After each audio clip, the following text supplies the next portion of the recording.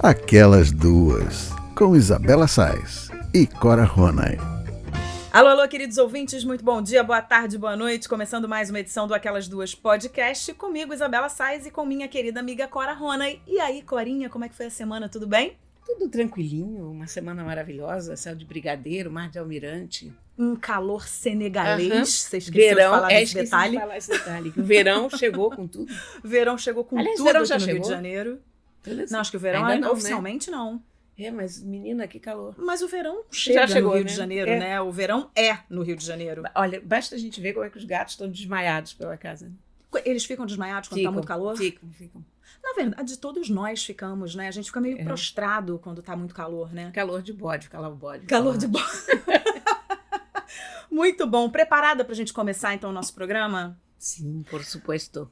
Por supuesto. Eu e Cora estávamos aqui falando espanhol antes do programa começar, porque a gente não tem nada pra fazer. Bobeira. E a gente é boba e a gente adora falar outros idiomas. E ela ainda vai falar... O que eu queria que você falasse aqui outro dia? Húngaro. Não. A gente vai começar o programa um dia falando húngaro, eu prometo pra vocês.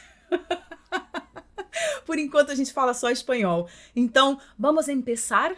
Vamos. El programito? Sim.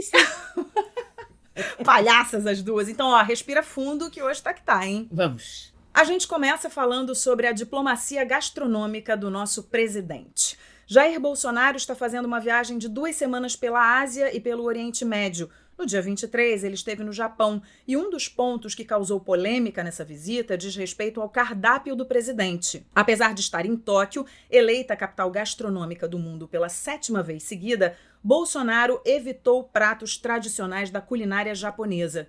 Depois de participar de um banquete oferecido pelo imperador Naruhito, chegou a dizer que não comeu nem 5% dos pratos. Na chegada a Tóquio, ele foi a uma hamburgueria e em muitas ocasiões priorizou o macarrão instantâneo que levou na mala da viagem, como mostra uma foto postada por ele no Facebook. O presidente diz que não gosta muito de comida à base de peixe, a não ser peixe frito ou ensopado.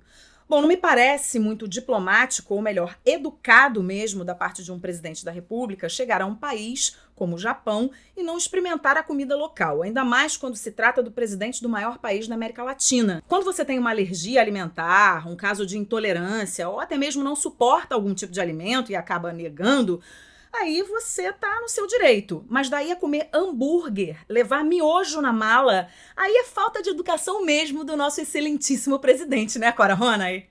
E eu acho que vai além da falta de educação, sabe? O que eu escrevi sobre isso e a coisa que mais me irritou na história toda foram os bolsonaristas defendendo, dizendo que deixa o homem comer o que quiser, eu também detesto sushi, eu não suporto peixe cru. Eu também detesto peixe cru, mas não é essa a questão. A questão é que quando uma pessoa vai a um banquete do imperador do Japão, primeiro havia vários tipos de comida feita para ocidentais. Imagina se aquele cerimonial lá já não tinha mapeado a comida de todo mundo. É claro. E a informação que isso te passa sobre a curiosidade intelectual daquela pessoa.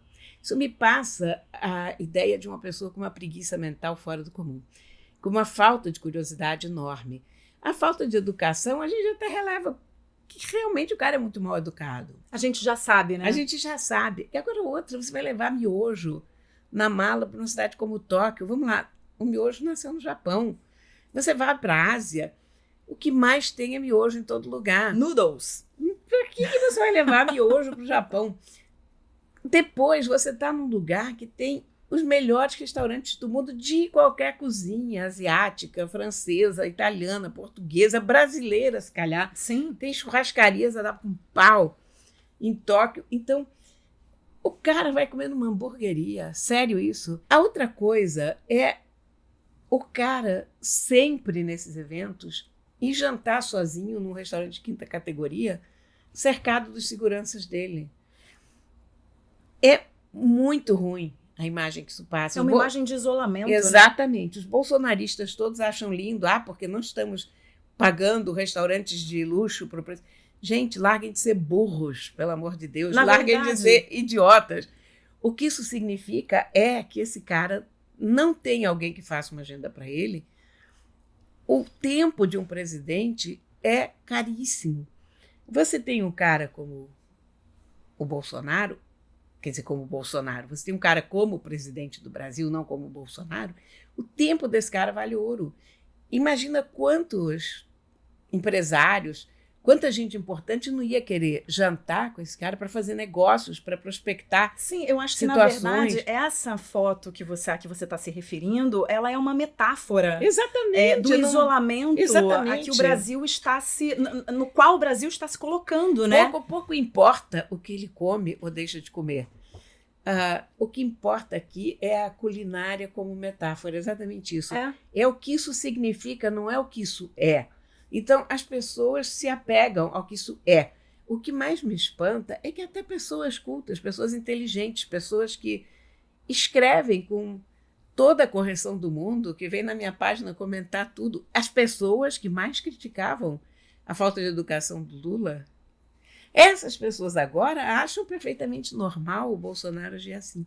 São pessoas que estão olhando para esse fato de uma maneira nua e crua. E, na verdade, elas têm que olhar para esse fato como uma metáfora, sim, como uma representação, né, do que está acontecendo com o nosso país. E se pegando apenas ao detalhe do peixe cru. Exatamente. Não é do peixe cru é a que falta nós de estamos interesse. falando. E olha, eu digo mais, é a falta de interesse na cultura do outro país. Porque quando você está falando de comida, você está falando de cultura, né? Então é um isolamento total ali. Não é, não gosto de peixe. Está longe de ser não gosto de peixe. Porque é isso que eu falei no início. Você não gosta, você tem uma intolerância, você não vai comer de jeito nenhum. Sei lá, você vai à China, aí vai ter um banquete de baratas, gafanhotos e escorpiões. Você tem direito de dizer, olha, eu super respeito sua culinária e tal, mas isso eu não vou comer, eu vou comer outra coisa. Mas você fala com jeitinho, com respeito, né? Respeitando a culinária ali daquele país, e tá tudo certo. Mas a questão do Bolsonaro não é essa, não é, não gosto de peixe cru.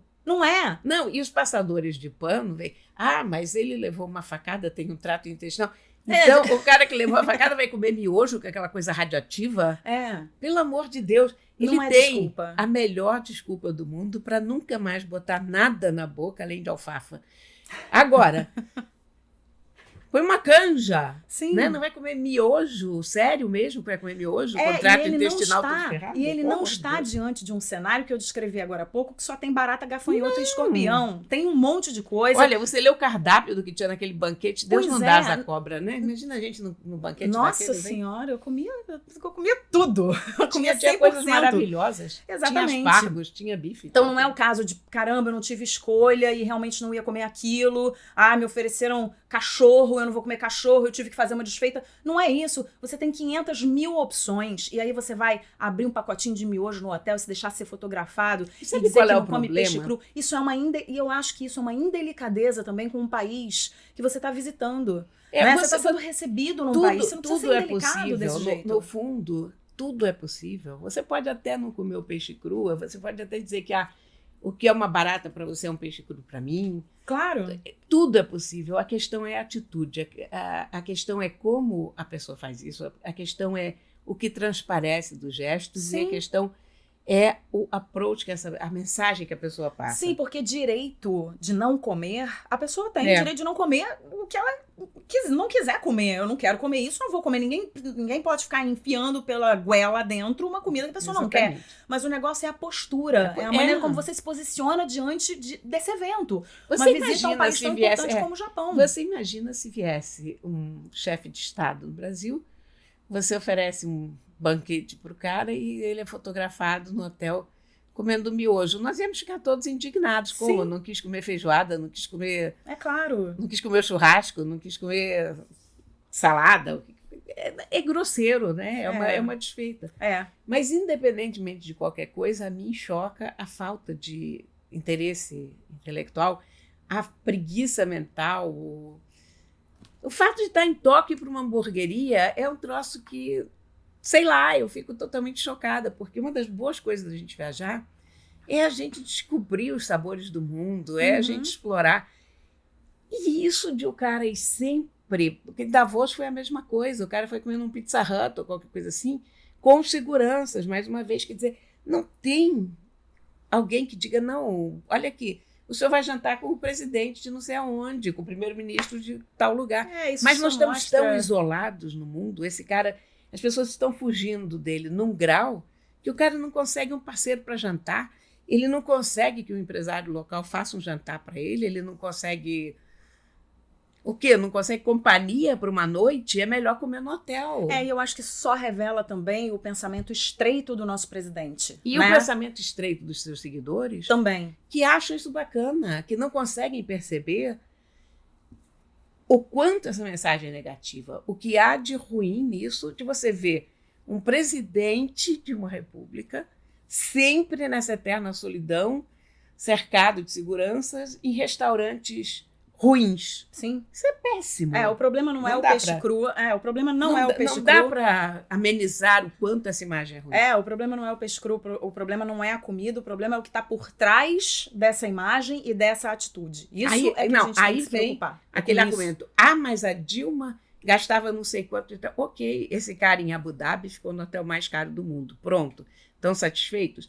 Isso é uma besteira, porque o quanto um presidente gasta ou deixa de gastar em viagem é ridículo, uma bobagem dentro do orçamento de um país. Se o teu presidente viaja, você supõe que ele vai ficar bem hospedado e vai comer num bom restaurante. Então, não é por aí que o Brasil vai fazer economia. Essa visão é tacanha e mesquinha. E a gente ter um presidente que não consegue companhia por uma noite é patético. E que sequer consegue perceber o quão patética é a sua imagem numa situação dessa. Eu fico pensando no Obama, naqueles jantares maravilhosos, né? Em Hanoi, com Anthony Bourdain, Nossa, maravilhoso. naquele restaurantezinho miúdo. Quando o Obama foi a Tóquio, foi jantar no restaurante do Giro, o melhor sushi do mundo, que fica numa estaçãozinha de metrô, é um restaurante mínimo. Então, quer dizer, o cara ali tinha o que a gente chama de street smarts, né? O cara sabia, e mesmo que ele não soubesse, tinha alguém que tinha dito para ele: olha, Obama, o melhor restaurante de Tóquio, o melhor sushi de Tóquio é esse cara que Giro que faz. Então, vai lá para saber o que é uma comida boa, diferente, esquisita. Sim, e ele tem consciência de que ele está representando, ele tinha, né, consciência de que ele estava representando uma nação inteira, que eu acho que falta ao nosso presidente entender e cair a ficha ele não de que sabe, ele representa até agora ele não uma sabe. nação inteirinha. Ele não tá sozinho no mundo. Hello! Não, ele está representando... Temos milhões e milhões de brasileiros sendo representados ali, ou não, né? Ele está representando todos os bolsominions que não gostam de peixe cru, porque agora o argumento virou esse: agora estou implicando até com o que o presidente come. Não, idiotas, não é isso. Não é bem Pronto. isso. Muito bem. Pronto, falei. Pronto, falei. Mudando de assunto, aliás, a gente continua mais ou menos no mesmo assunto, porque tem a ver com alimentação, mas a gente fala agora sobre alergia alimentar. O assunto a seguir foi sugerido por um ouvinte nosso, o Ed. Ele diz que é alérgico a vários alimentos e que se assustou ao ler a notícia na semana passada de um rapaz de 26 anos que morreu depois de comer camarão na praia de Copacabana, aqui no Rio de Janeiro. Diego era flamenguista e saiu de Mojimirim, no interior de São Paulo, para assistir ao time no Rio. Ele ia ver a semifinal da Libertadores entre Flamengo e Grêmio no Maracanã. O rapaz ingeriu o camarão, minutos depois alertou que a garganta estava formigando e logo desmaiou. Ele foi levado para o hospital, mas não resistiu. A gente conversou com a doutora Adriana Mota. Ela é alergista e contou como se dá uma alergia alimentar. As pessoas, elas não nascem com alergia alimentar. Elas nascem com uma predisposição genética a desenvolver alergia alimentar ao longo da vida. Algumas desenvolvem na infância, outras desenvolvem na idade adulta. Isso tem a ver com diversos fatores, inclusive a exposição a determinados alérgenos alimentares. A alergia ao camarão é das alergias alimentares mais frequentes na idade adulta. Camarão e frutos do mar. A alergia alimentar, ela pode se manifestar de várias formas, desde as formas mais leves até as mais graves. Desde uma urticária até um angioedema, um edema de glote, tosse, falta de ar, vômitos e chegar até a ter um choque anafilático, uma reação grave que pode levar ao óbito. O que ocorre é que muitos indivíduos apresentam reações leves ao ingerir determinados alimentos e não procuram um atendimento médico especializado para tentar identificar um provável alimento que tenha relação com essas reações. E continuam ingerindo o alimento. Consequentemente, as reações passam a ser cada vez mais graves, podendo levar ao óbito.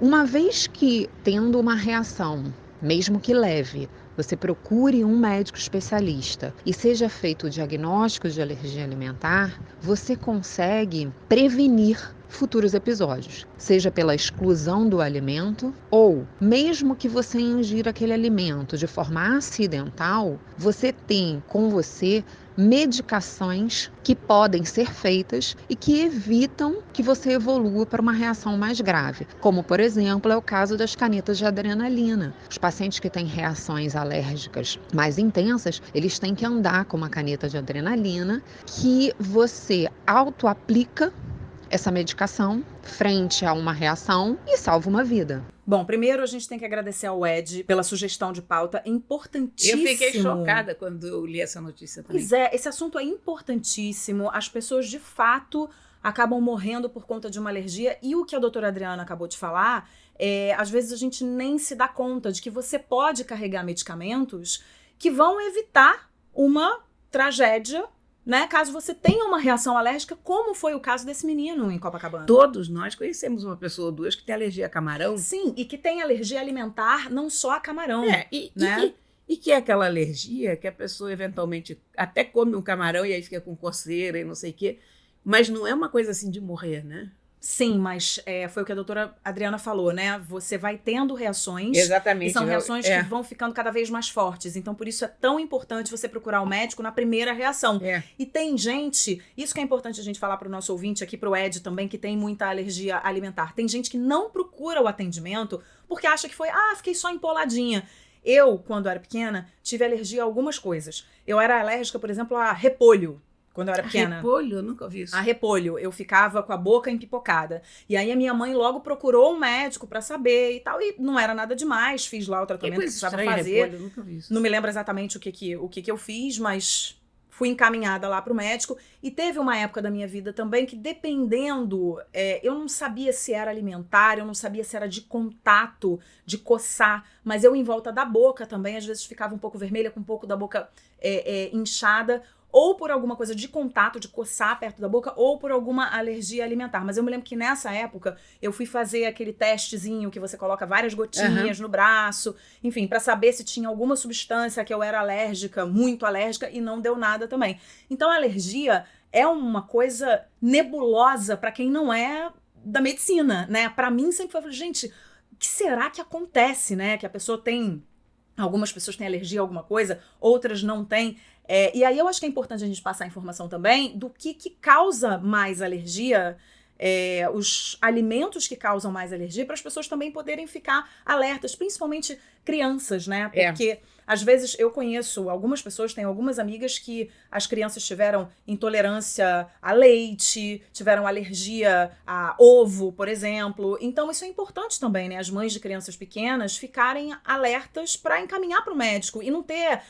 Acho que não tem que ter dedo, né? Não tem que ter uma coisa assim, não, foi só dessa vez, depois eu acho que tem que levar, né? Então, o nosso ouvinte Ed, só complementando aqui, o nosso ouvinte Ed, ele falou muito sobre a dificuldade que ele tem e os medos que ele tem por conta dessas alergias alimentares. Então, a gente pediu para a doutora Adriana Mota falar sobre os principais alimentos que causam alergia e quando e como a investigação sobre alergia alimentar deve ser feita.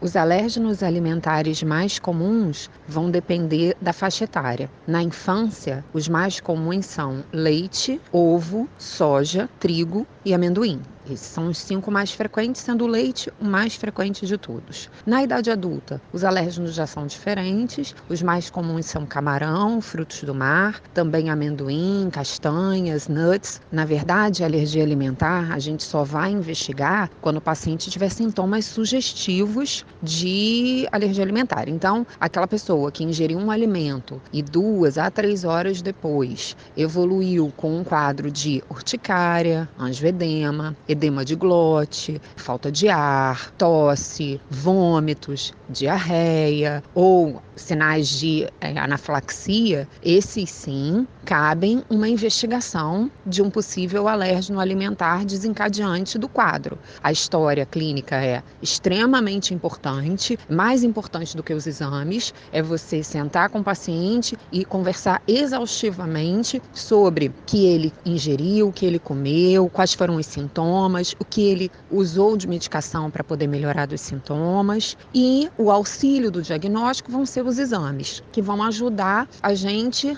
a direcionar o diagnóstico. Não se pesquisa alergia alimentar sem um quadro sugestivo de alergia alimentar. Porque o fato de você ter um exame positivo para um alimento não quer dizer que você seja alérgico a ele. Muito menos que você tenha que excluí-lo da sua dieta. Ainda tem isso, né? Porque você tem um exame positivo para um alimento, mas isso não quer dizer que você seja alérgico a esse alimento. Então, é complexo esse assunto. Eu não pretendo dizer aqui que eu sou alérgica, senão eu vou ficar píssica. Mas você nunca teve nenhuma reação alérgica a nada? Não, eu sou muito alérgica a ácaros, poeira, mofo, esse tipo de coisa, mas alergia alimentar, não, nunca. Eu também sou, além dessa alergia alimentar que eu tive quando pequena, depois eu não tive mais, eu era muito alérgica, hoje nem tanto, mas eu era muito alérgica à mordida de mosquito, carrapato. Sim, isso eu ficava toda empolada, sim. alastrava tudo pelo meu corpo, era um Deus nos acuda. Eu me lembro que eu acordava de madrugada, desesperada, pedindo pra minha mãe me coçar. Mãe, me coça, mãe, que eu não aguento. Eu também, isso. Gente, é demais da conta. Eu uma vez fui parar no pronto-socorro em Ilhabela. Aliás, da única vez que eu tive em Ilhabela, porque eu fui mordida por aqueles mosquitos de lá.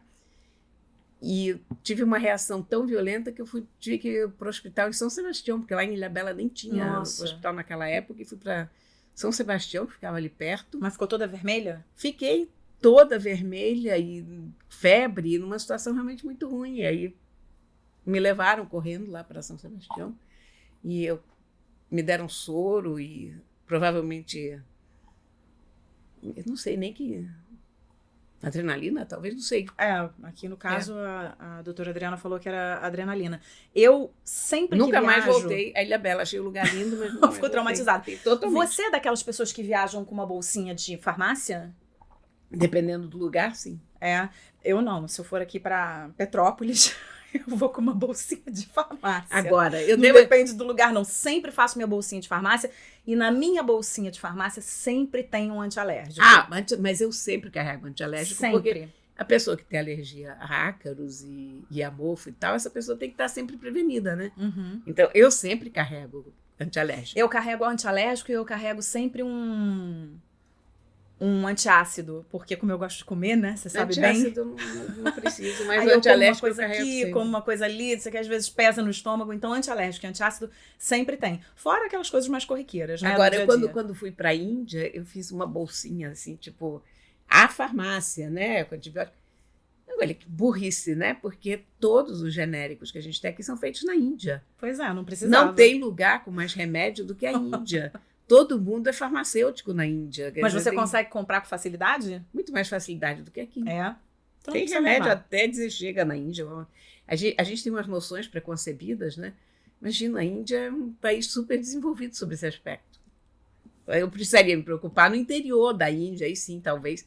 Você está lá para o interior, você não vai encontrar uma farmácia tão fácil, mas aí em Nova Delhi você já encontrou todas as idiotices. Muito bem, você é nosso ouvinte. Escreva pra gente, diga se você viaja com a sua cestinha, sua necessaire de remédios ou não, se você é super relax. O que não pode faltar na sua cesta de remédios? O que não pode faltar na sua cesta de remédios? Na minha, antialérgico e antiácido. Na da Cora... Antialérgico. Só antialérgico. Antialérgico, dependendo da viagem, remédio para diarreia é muito importante. Certos lugares do mundo, apesar do que a gente falou aqui antes, né, que temos que ter curiosidade, mas justamente porque a gente tem curiosidade gastronômica, a gente tem que levar um bom remédio para diarreia. É isso aí. Então, olha, muito obrigada de novo ao Ed, que mandou essa sugestão de pauta, e faça como o Ed. Mande sua sugestão para aquelas duas podcast@gmail.com, ou então você pode falar com a gente também através das nossas redes sociais, aliás, da nossa rede social, que é o Instagram, no @aquelasduaspodcast. Mudando de assunto, falamos agora sobre educação financeira.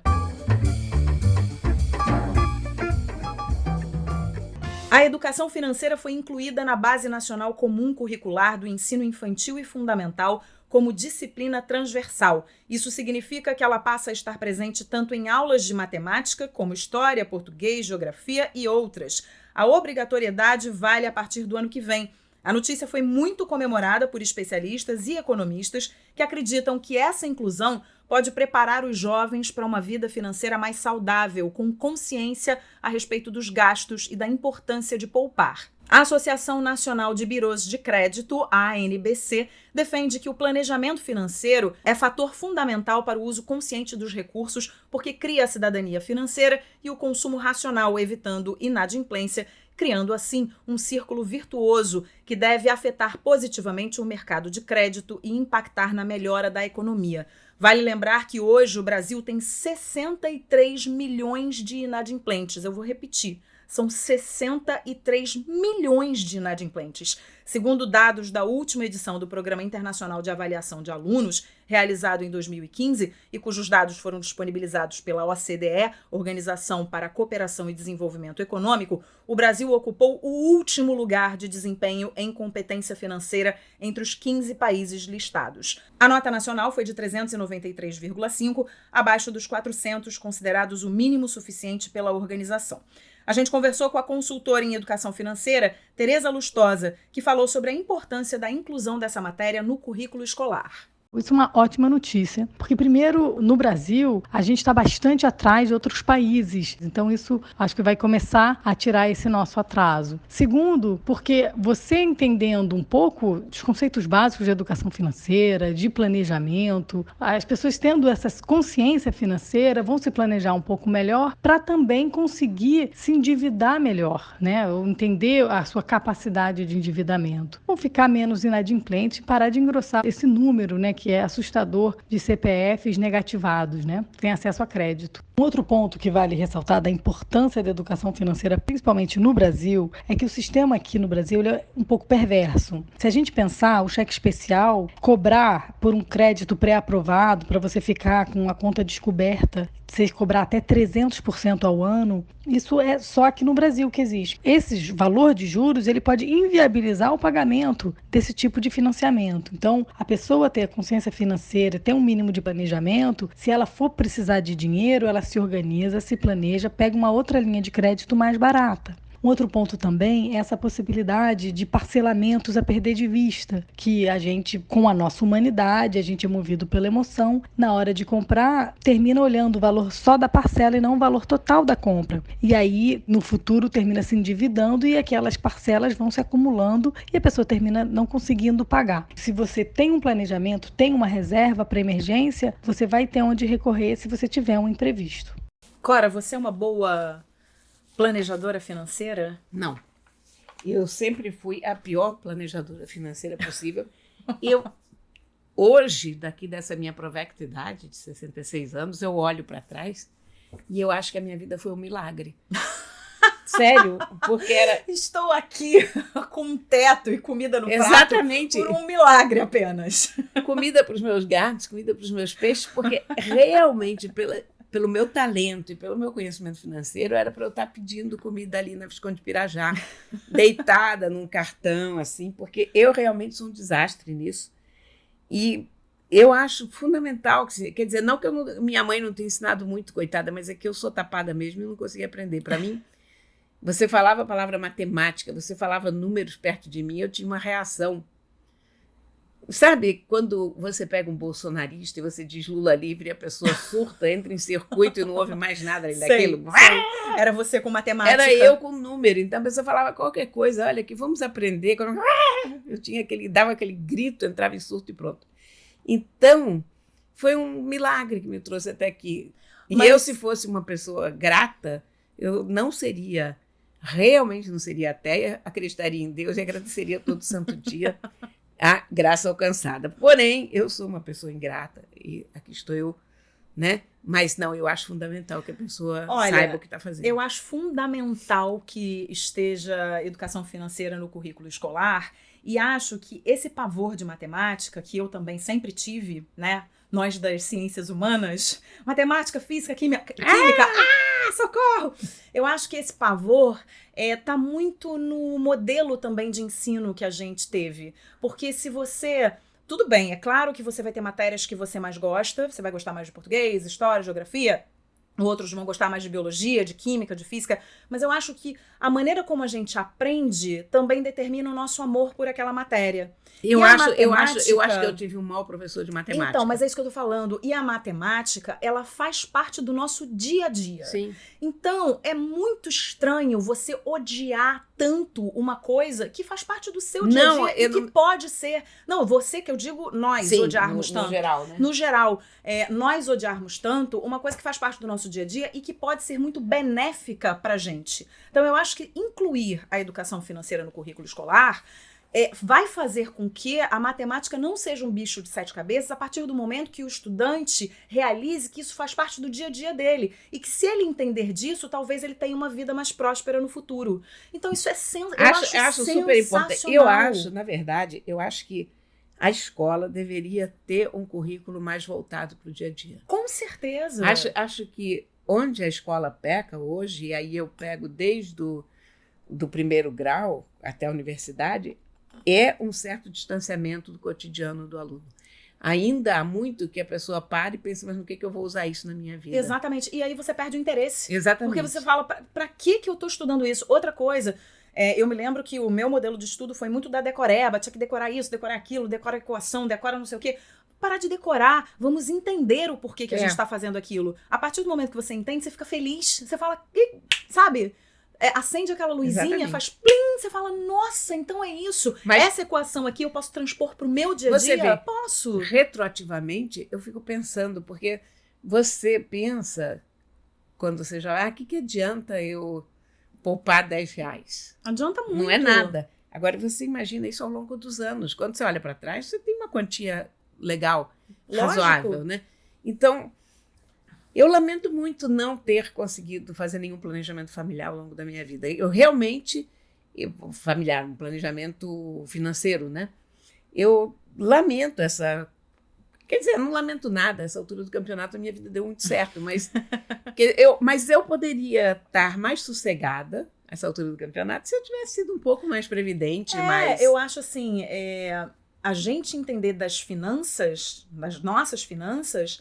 é importantíssimo exatamente pra gente olhar pro futuro e falar, vou estar bem lá na frente, porque eu estou entendendo. Você abre aquele cardápio de investimentos do banco, pelo menos eu abro aquilo ali e falo, pronto, é grego. E agora? Eu preciso de ajuda. E eu ainda cresci, na minha geração ainda tem uma coisa, e não só na minha geração, mas numa determinada bolha em que eu cresci, intelectual, em que a gente acha que dinheiro é uma coisa que a gente não precisa se preocupar. Dinheiro não tem importância, sabe? Aquela coisa... não precisa guardar. Não é o importante na vida. O importante na vida é a poesia. Sabe? Não, amiguinho. Não. A poesia é muito importante, porém... não paga conta de luz com poesia, amor. Exatamente. Então, me faltou muito... não paga viagem com poesia, não paga comida com poesia. Me faltou muito esse pé no chão de... poesia, ok, mas primeiro resolva o problema financeiro. Você me deu uma ótima ideia. Eu acho que eu vou chegar lá na escola do meu filho hoje. Vou falar, oi, gente, tudo bem? Eu tive uma ideia muito boa. A partir desse mês, eu vou pagar a escola do meu filho com poesia. Eu chego aqui e recito várias poesias incríveis dos melhores poetas do mundo, em várias línguas, e vocês tiram todo o valor da mensalidade. Gente, não é. A gente tem que se preocupar, sim, com isso. Eu acho que quanto mais a vida passa, e mais a gente vai vendo as besteiras que a gente fez lá atrás, as dívidas que a gente fez, o quanto que a gente teve que correr atrás para sanar uma dívida ou outra, a gente vê a importância disso. Não, e o quanto a gente se enrolou por besteira, né? Por besteira, eu me enrolei só por besteira. Não tem... Se você pensar, mas por que você se enrolou? Nada. Sei lá. Falta de gerenciamento básico. Falta de... sei lá. Às vezes o meu marido fala assim, nossa, lembra daquela viagem maravilhosa? Eu falo, lembro, aquela que a gente fez com dinheiro que a gente não tinha. Exatamente, sempre. A gente passou por isso diversas vezes. Pra que a gente gastou esse dinheiro aqui? Gente, mas a gente não fez nem um pezinho de meia, agora a gente tá aqui na pindaíba, gente. No vermelho, entendeu? Então, só voltando pra essa história não, a gente tem que ter um mínimo de previdência na vida. Tem que ter.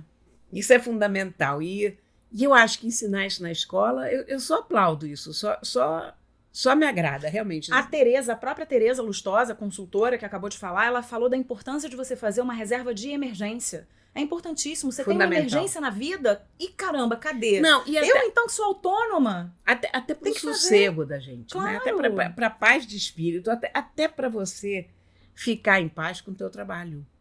Porque você não pode ter um prazer com o trabalho do qual você depende de um jeito que, se você perder aquele trabalho, você tá frita. Com certeza. Então você fica... Eu sempre também tive a sorte de ser tão louca e destrambelhada que eu estava sempre um pouco me lixando para o meu emprego. Quer dizer, eu tinha sempre uma coisa assim, se eu perder o emprego, dane-se, azar. Mas eu acho que isso é uma coisa que a gente pensa até um certo momento da vida. Pois é, Depois não sei. a gente não... Eu não sei, assim, pelo menos eu também. Eu quando eu era mais Mas nova, eu- eu falava, se eu perder aqui, eu consigo ali. Se eu perder acolá, eu consigo... sabe? Mas aí chega um determinado momento, uma determinada idade, você fala, acho que não é bem por aí. Se eu perder aqui, não sei se eu já consigo lá, né?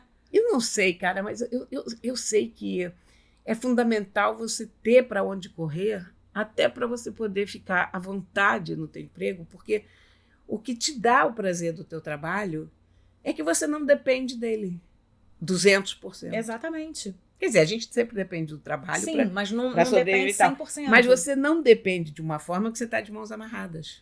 Claro. Você não depende daquilo de uma forma que você não tem para onde correr. E voltando só pra gente... Como é que é o caso dramático de mulher que depende do marido. Sim. Isso é ainda pior do que a pessoa que depende do emprego. Porque o emprego você ainda pode dizer, bom, você tem uma hora que você volta para casa, mas quando uma mulher depende do marido financeiramente, é uma das situações mais trágicas que eu consigo Muito imaginar. complicado. Só voltando para a gente fechar, para essa história do currículo escolar, eu também, você falou num determinado momento aqui que você era super a favor de que a escola fosse voltada mais para o cotidiano também, né? Porque aí a gente muitas gera coisas mais práticas. interesse. Coisas práticas, tipo marcenaria. Trocar uma Tipo, lâmpada. Exatamente, coisas que você... Pô, de vez em quando acontece uma coisa em casa que você fala, e agora? Não sei fazer. Vamos ensinar a criança a trocar lâmpada? Vamos ensinar... Exatamente, é pra gente ser É. absolutamente safo na vida. É muito importante a gente vamos formar nossas ensinar. crianças pra isso. A consertar uma tomada sem levar choque. É isso. Né? O que você tem que fazer, como você pode chegar num fio elétrico. Até fazer seus próprios móveis, entendeu? Tem gente que não vai ter nenhum interesse, mas tem gente que vai ter interesse, vai despertar interesse em construir. Vou construir minha própria mesa. Mas Beleza. isso você já está levando até para uma coisa um pouco mais sofisticada. Mas eu acho que pequenos consertos Sim, as domésticos, pequenas coisas do dia a dia. você não precisaria chamar um eletricista para consertar uma tomada. É. Você não precisaria chamar um bombeiro para trocar a carrapeta, por exemplo. Então, essas pequenas coisas, todo mundo deveria aprender como faz. Claro. Né? Isso você pode ensinar uma criança da idade dos meus netos, pode fazer isso tranquilamente. Tem 10 anos, já pode fazer isso. Sim. Mas você tem que ensinar, olha, você não vai chegar na tomada sem pegar uma coisa devidamente isolada. Você não vai Claro. chegar numa coisa de pé no chão, no Bota chão um chinelo de molhado, borracha, etc. exatamente. Entendeu? Aquele mínimo de instruções básicas para a pessoa saber o que está fazendo. É isso. Bom, a gente adorou essa notícia. Tomara que esses 63 milhões... Pelo Saiam amor de do Deus, é endividamento. muita Muita gente. É muita gente. É assustador. E eu tive a oportunidade de conversar com a Tereza em outros momentos também, e ela também fica muito assustada com isso, e por isso o trabalho dela é de orientar as pessoas para que a gente possa cada vez mais ter as rédeas da nossa vida financeira, que isso é importantíssimo, né? Bom, mudando de assunto, a gente fala agora sobre imigrantes digitais.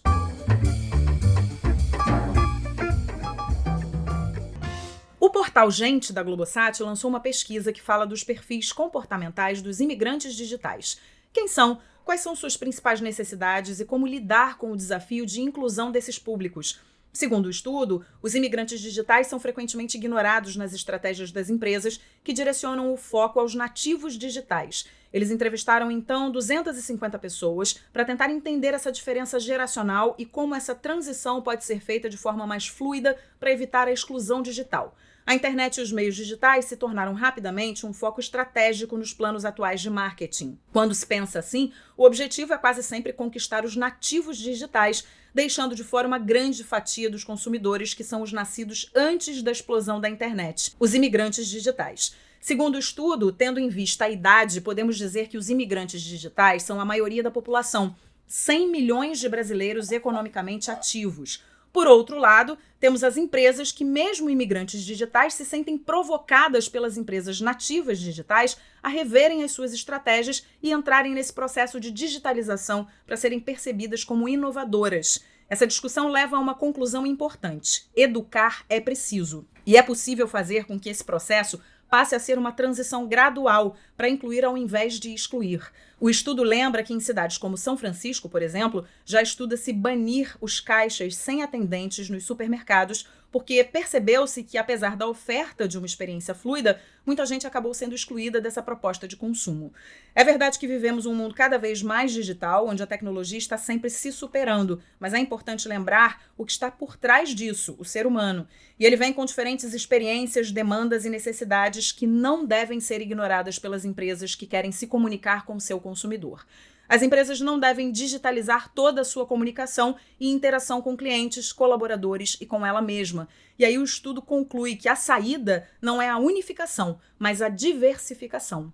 Complicado isso, né, Cora? Porque... Não, tipo óbvio. Hã? Tipo óbvio. Não, sim, mas tô falando, é complicada essa situação porque eu fiquei pensando aqui nessa história de São Francisco, que quer banir os caixas totalmente eletrônicos, né? Eu não sei se é por aí. Não se trata de banir todos os caixas, se trata de ter caixas. Meio, né? Exatamente. É isso. Se trata de ter caixas digitais, para quem prefere, e caixas com atendentes para quem... Feito o Zona Sul ali na esquina. É isso. Que tem N caixas sem atendentes e outros caixas com atendentes, onde fica uma fila de velhinhos que... Sim, mas eu vejo que às vezes tem... Eu não sei, conheço algumas pessoas mais velhas que ficam com muita dificuldade ali de entender o mecanismo de um telefone, de entender o que está acontecendo no computador e ficam muito assustadas. Então essa inclusão digital é importante, porque essas pessoas são numerosas, essas pessoas, né, estão aí, precisam da tecnologia, porque hoje a gente precisa da tecnologia para pagar uma conta, Então... Há que se respeitar a existência dessas pessoas também, né? Você sabe que eu acho que não se trata de uma questão de inclusão digital. Eu acho que se trata de, pelo contrário, de não inclusão. Quer dizer, o que se trata aqui é o seguinte, o que eu acho que deveria ser feito não é que obrigatoriamente as pessoas têm que aprender isso, porque... Todo mundo tem o seu ritmo e tem gente que não vai aprender. Sim. E tem gente que também já não tem nenhuma obrigação de aprender. Se você estiver falando de uma pessoa de 70, 80 anos, vai ser difícil fazer com que essa pessoa mude os seus hábitos completamente, com que essa pessoa, de um momento para o outro, ela aprenda a usar um caixa que ela... Ainda por cima, porque a gente está falando, sobretudo, de caixa, de troco no ônibus, de coisas desse tipo, que mexem com dinheiro, com cartões, onde é muito fácil a pessoa se confundir, onde a pessoa fica tensa porque fica com medo que vão mexer com o dinheiro dela, que vai passar o cartão errado, enfim.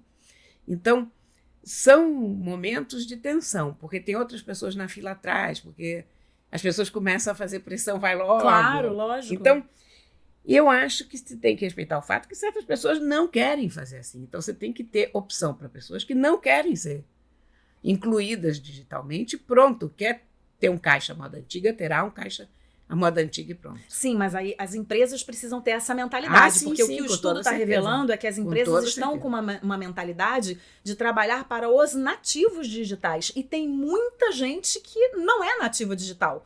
Né? Eu não nasci na era da internet, eu fiz prova mimeografada na escola, que tinha cheirinho de álcool, né? E eu acho, você sabe que eu acho, é engraçado, onde é que se traça essa fronteira, né? Porque é uma fronteira de idade, quer dizer, onde é que a gente vai determinar isso, né? Em que momento que a humanidade poderá dizer, não, a partir daqui só digital, né? Sim. Eu acho que isso vai depender de pessoa para pessoa. Será também que... Não sei, agora eu tô aqui pensando alto. Será também que, de repente, um nativo digital, ele não necessariamente ele sabe absolutamente tudo, porque ele não tem tanto interesse quanto um outro nativo digital. Você, por exemplo, as pessoas da sua faixa etária, você sabe muito mais do que as pessoas da sua faixa etária sobre tecnologia, porque você tem interesse em tecnologia e tem outras pessoas que não, né? Você acompanhou e outras pessoas não. Então, eu acho que isso depende de pessoa para pessoa, você não acha? É muito individual. Muito individual. Isso é muito da pessoa, né? Agora, eu fiquei um pouco assustada com essa história, comecei falando com essa história de São Francisco, porque eu acho que o caso não é banir. Não, Isso banir me fez... é um equívoco. Pois é, porque isso me fez pensar, por exemplo, naquela história que a gente sempre bate aqui, e que é o assunto que eu tenho mais interesse na vida atualmente, que é a automação, que são os humanos sendo substituídos pelas máquinas, que eu acho que em algum momento você vai precisar ter uma lei, ou você vai precisar ter um decreto ali que diga, olha, a empresa vai precisar de 70%, tudo bem, 70% de automação e 30% de humano. Porque o que você vai fazer com os humanos lá na frente? Já tem estatísticas que dizem que vai ter não sei quantas milhões de pessoas ociosas, sei lá quando, em 2030, 2050, que tá logo ali, entendeu? Isso você não vai resolver com a obrigatoriedade de manter gente trabalhando. Isso você vai resolver com um salário universal. Porque você não pode inventar um trabalho que não existe. Você não pode forçar uma empresa a usar um trabalho que pode ser feito melhor de outra maneira. Mas você vai ter que inventar uma forma de essas pessoas sobreviverem de alguma maneira, isso sim. Então, com certeza. Essa solução não passa pelas empresas, essa solução passa pelo Estado. Então, essa solução vai passar, não sei como, por algum... Isso me dá um medo danado. A mim me dá um medo enorme. Até porque eu acho que no Brasil toda a discussão está enormemente atrasada. Sim. Eu acho que a gente está aqui discutindo ainda a reforma da Previdência, as pessoas discutindo negócio de Previdência, porque a gente não é Previdência, é trabalho. Não tem mais trabalho, vocês estão discutindo Previdência por quê? Aliás, eu quero até dizer para o nosso ouvinte o seguinte, agora em novembro, se não me engano, no programa do dia 13 de novembro, Corinha não estará participando de um... Participando não, estará a mãe dela participar de um campeonato de natação.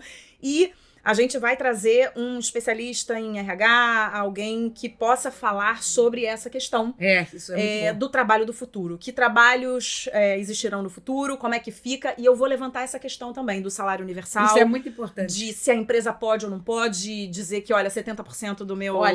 efetivo é automação e do outro essa humano, é a questão humano. Mais importante desse momento. É a questão... Corinha, para mim é a questão mais importante do momento e eu leio muito sobre isso. Não há outra questão tão importante quanto essa. Não há mesmo. Bom, então é isso. A gente vai ter esse programa do dia 13 sobre automação e trabalho do futuro. E lembrando aqui que quem quiser consultar essa pesquisa no portal Gente, é só acessar gente.com.br.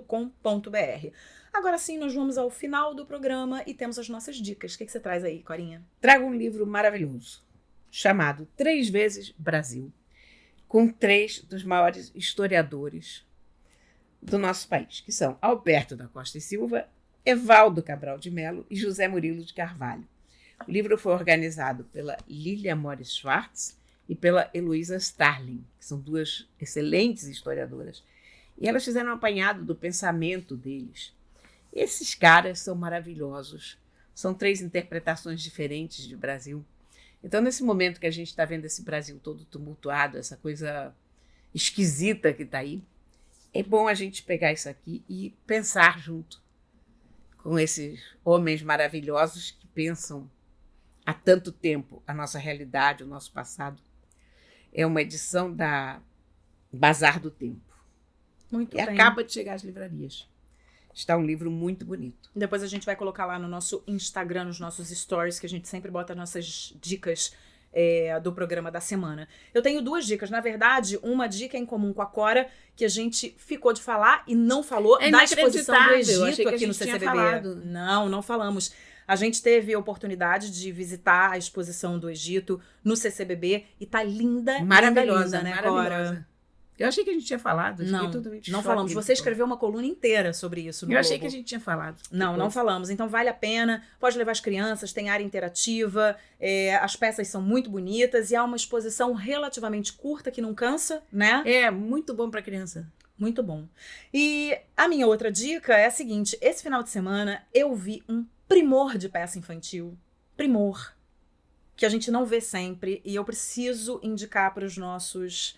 A Cora fez uma cara de tipo assim, será que eu acredito nela? Porque o último programa ela falou que o Coringa era um primor e eu detestei. Eu cheguei a eu vi isso passando na cabeça dela.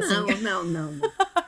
Mas pode acreditar que A Gaiola é realmente uma peça infantil linda, baseada num texto da Adriana Falcão, de quem eu sou super fã, direção do Duda Maia, com 2 atores sensacionais, a Luana Martal e o Pablo Ascoli. Conta uma história de amor entre uma menina e um passarinho que cai na varanda dela, e eles têm ali uma história de amor linda, um texto primoroso. E olha, eu vou te falar, não é peça infantil com cenários mirabolantes, não é peça infantil daquelas 1000 estímulos e etc e tal no palco. Você tem uma iluminação linda, um figurino super bonito, um banquinho no palco, uma gaiola e um texto que segura adultos, com certeza, e crianças. O meu filho tem 3 anos e meio e ficou parado 50 minutos e me perguntando: mamãe, o passarinho, e agora? E a menina? E não sei o quê. Extremamente interessado na história. Uma história linda, que eu olhava pro lado, tava uma mãe chorando, mas não chorando porque é trágica, é linda, porque diz muito a nós adultos, e eu acho que diz muito